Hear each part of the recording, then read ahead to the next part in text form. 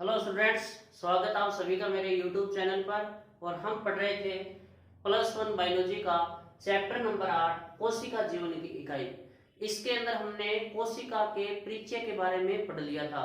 आज पढ़ेंगे कोशिका के साइज और शेप के बारे में। तो चलो स्टार्ट करते हैं कोशिका के साइज के बारे में। तो मैं लिखता हूं माइकोप्लाज्मा। माइकोप्लाज्मा का साइज कितना होता है? 0.3 माइक्रोमीटर होता है। 0.3 माइक्रोमीटर होता है। और बैक्टीरिया बैक्टीरिया बैक्टीरिया का साइज होता है 3 से 5 माइक्रोमीटर। 3 से 5 माइक्रोमीटर।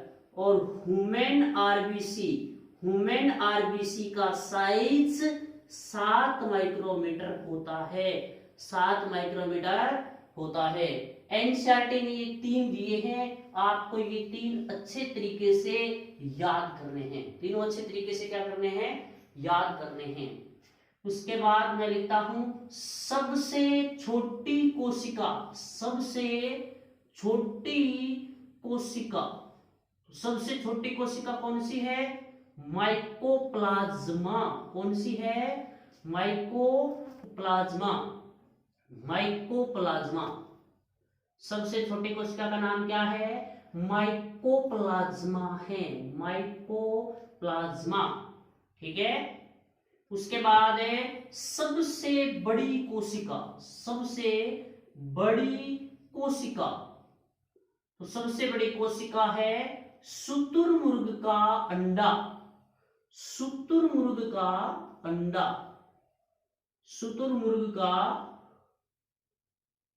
अंडा।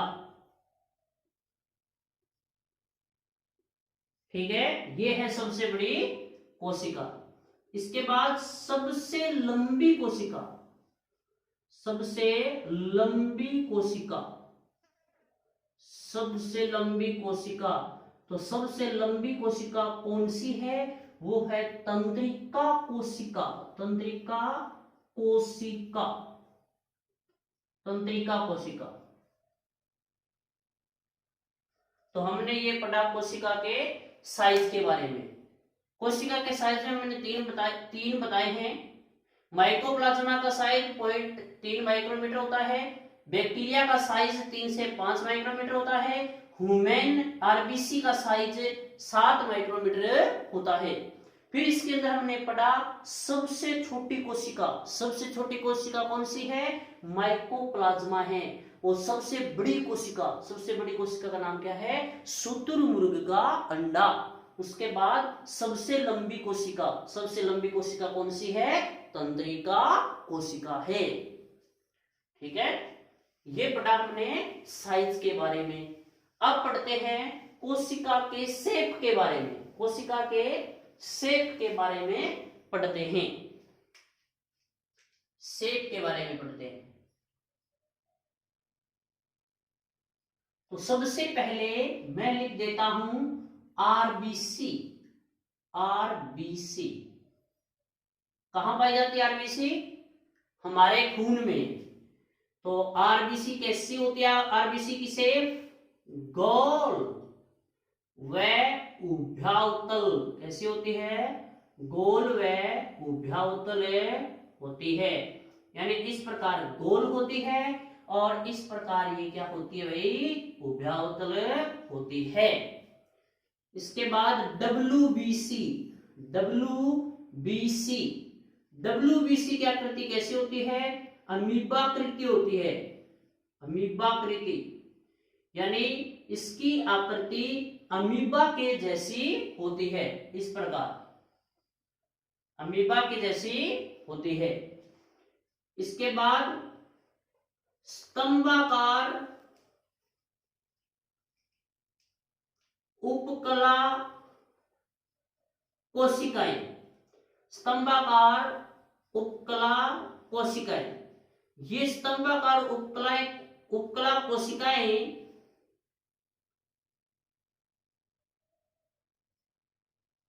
लंबी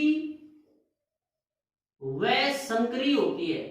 संकरी का मतलब होता है पतली, यानी इस प्रकार से ये लंबी और पतली कोशिकाएं होती है, ऐसे लंबी और पतली कोशिकाएं होती है। इसके बाद 4 नंबर पे है तंत्रिका कोशिका।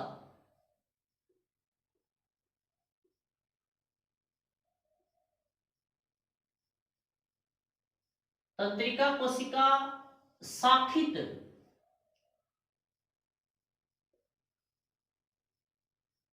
वह लंबी होती है। शाखित व लंबी होती है।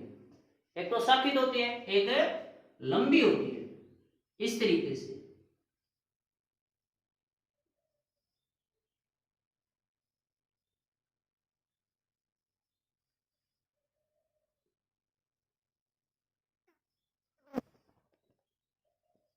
ये है तंत्रिका कोशिका।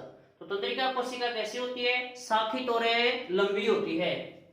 और 5 नंबर पे है, 5 नंबर के ऊपर हम पढ़ते हैं वाहिनिका। वाहिनिका ये कैसी होती है? दीर्घीकृत, दीर्घीकृत होती है ये, इस तरीके से।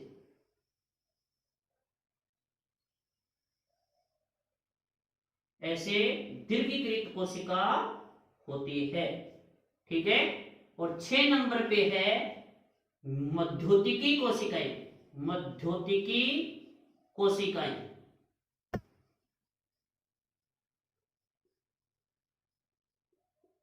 मध्योतिकी कोशिकाएं गोल और अंडाकार होती है। गोल और कैसी होती है भाई? अंडाकार होती है, इस तरीके से। गोल व अंडाकार होती है, ठीक है। ये थी कोशिका की शेप, यानी आरबीसी गोल व उभयतल होती है, डब्ल्यूबीसी अमीबाकृति होती है, यानी इसकी आकृति अमीबा की तरह होती है। स्तंभाकार उपकला कोशिकाएं यह लंबी व संकरी होती है। और 4 नंबर मैंने पढ़ाया तंत्रिका कोशिका। तंत्रिका कोशिका शाखित होती है और लंबी होती है। उसके बाद मैंने लिखा वाहिनिका। वाहिनिका दीर्घीकृत होती है। और उसके बाद मध्योतिकी कोशिकाएं। मध्योतिकी कोशिकाएं गोल होती है और अंडाकार होती है, ठीक है। ये हमने पढ़ा सेल के साइज और शेप के बारे में, ठीक है। अगर आपको वीडियो अच्छा लगा हो तो लाइक कीजिए, शेयर कीजिए, सब्सक्राइब कीजिए।